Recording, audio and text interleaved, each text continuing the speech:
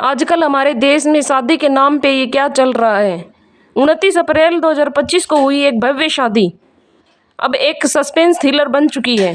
कप्तान और सितारा की शादी पहले तो रिश्तों की मिसाल लग रही थी, लेकिन कुछ ही दिनों में ये शादी झूठ, डर, धोखे और एक गुमनाम अमन के इर्द गिर्द घूमती एक ऐसी कहानी बन गई है जहां हर किरदार सवालों के घेरे में है और हर जवाब के पीछे छुपा है एक नया रहस्य। शादी के महज 3 दिन बाद सितारा मायके लौट आई थी और फिर जो खुलासे हुए उसने पूरे परिवार को हिलाकर रख दिया। सितारा के पिता ने बताया कि हमने 17 लाख खर्च करके बेटी की शादी की थी, लेकिन जब वो लौटी तो उसके शब्द सुनकर हमारी रूह कांप गई। सितारा के दावे रोंगटे खड़े कर देने वाले हैं। उसने अपने पति कप्तान पर आरोप लगाया कि वह उसे अपने ससुर के साथ सोने के लिए मजबूर करता था। जब उससे वायरल सीसीटीवी फुटेज और अमन नाम शख्स को लेकर सवाल पूछा गया तो उसका जवाब और भी ज़्यादा चौंकाने वाला था। उसने जवाब दिया कि वो अमन को नहीं जानती।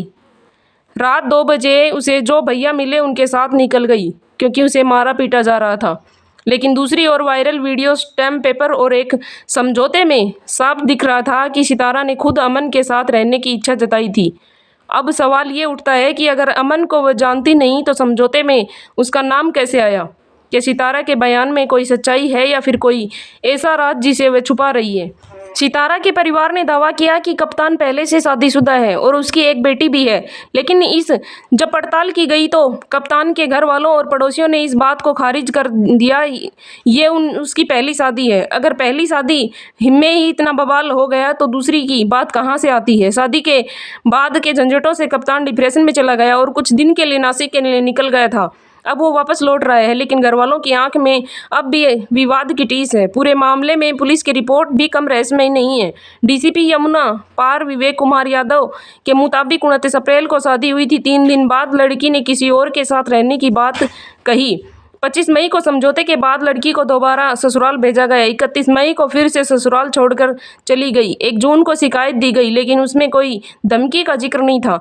लेकिन असली ट्विस्ट तो तब आता है जब ये सामने आता है कि एक एप्लीकेशन अमन के नाम खिलाफ की तैयार की गई थी, लेकिन उसे कहीं जमा नहीं किया गया था। सवाल उठता है कि आखिर क्यों, किसने रोका? क्या एप्लीकेशन में कुछ ऐसा था जो कहानी पलट देता? कहानी में अब भी बाकी है कई पर्दे खोलनी, जो बाकी जैसे कप्तान सच बोल रहा है या फिर सितारा अमन इस पूरे खेल में असली मोहरा है या फिर सिर्फ एक नाम? लापता एप्लीकेशन का सच क्या है? और सबसे बड़ा सवाल ये है कि प्यार था, साजिश थी या फिर एक सामाजिक मुखौटा? प्रयागराज की शादी अब कानून के पन्नों में दर्ज एक थ्रिलर केस बन चुकी है, जहां हर बयान, हर वीडियो और हर दस्तावेज अपने अपने सच के साथ खड़ा है, लेकिन सच अभी भी सबसे दूर खड़ा है। देखिए, जिस घटना का आप वर्णन कर रहे हैं, इसमें 1 जून 2025 को रामाश्री निषाद, जो कि लड़के के पिता हैं, उनके द्वारा थाना नैनी पे एक सूचना दी गई। सूचना के साथ उन्होंने 2 सुलहनामा और समझौतानामा भी उपलब्ध कराया। जो उन्होंने सूचना दी उसके अनुसार 29 अप्रैल 2025 को इनके लड़के की शादी करछना के डीहा गाँव की एक लड़की से हुई और शादी के 3-4 दिनों बाद लड़की ने ससुराल वालों को बताया कि उनका किसी और से प्रेम प्रसंग है और वो वहीं रहना चाहती हैं। जिसके पश्चात लड़के के परिजनों तथा लड़की के परिजनों के मध्य में एक सुलहनामा हुआ, जिसके पश्चात लड़की अपने मायके चली गई।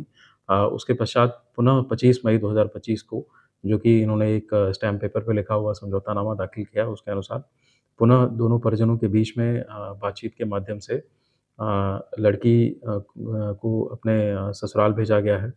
उसके बाद जो सूचनाकर्ता द्वारा जो सूचना में बताया गया है कि 31 मई 2025 को लड़की अपनी मर्ज़ी से ससुराल से कहीं चली गई, जिसके पश्चात उन्होंने 1 जून 2025 को ये पूरा प्रकरण, समझौतानामा और ये सारी चीज़ें स्थानीय थाना पे प्रोवाइड कराई हैं। इसके साथ-साथ जो जाँच में और भी ये प्रकाश में आया है कि लड़की जो है वर्तमान में अपने मायके में अपने माता-पिता के साथ रह रही है और जो इसमें 1 जून 2025 को रामाश्री निषाद द्वारा जो एप्लीकेशन इत्यादि दिया गया था, जो भी सूचना दी गई थी, उसमें कहीं भी किसी धमकी देने या ऐसी किसी बात का ज़िक्र नहीं किया गया था और ना ही पुलिस की जो इस एप्लीकेशन पे जो जाँच हुई है, उस जाँच में ऐसी किसी तथ्य का प्रकाश में होना पाया गया है। साथ में लड़की के परिजनों द्वारा ये बताया गया है कि ये वैवाहिक संबंध से जुड़ा हुआ मामला है, जिसको वो आपस के समझौते के माध्यम से निस्तारण करने का प्रयास करेंगे। इस वीडियो में फिलहाल इतना ही। बने रहिए आगे की जानकारी के लिए हमारे यूट्यूब चैनल के साथ, और जानकारी आपको कैसी लगी हमें कमेंट करके ज़रूर बताएं।